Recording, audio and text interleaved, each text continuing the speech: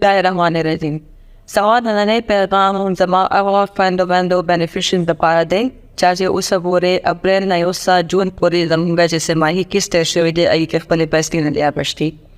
زه دا پیغام خپلې خویندو میندو له ځکه هم ورکول غواړم چې که تر را روان جمعې پورې هغې خپلې پیسې وانه غوښتې نو دا پیسې به هغې ډیکریډټ شي، یعنې هغې دا پیسې لاړې شي او دوباره به هغې نه دا پیسې نه میلاویږي. هغې وجه دا ده چې زموږ دا اوس موجوده نظام چې کوو هغه یو بینک سره و او د یې معاهده ختمیږي او زموږ را روان چې کوم قسط دی هغې دپاره نوې معاهده وکړي.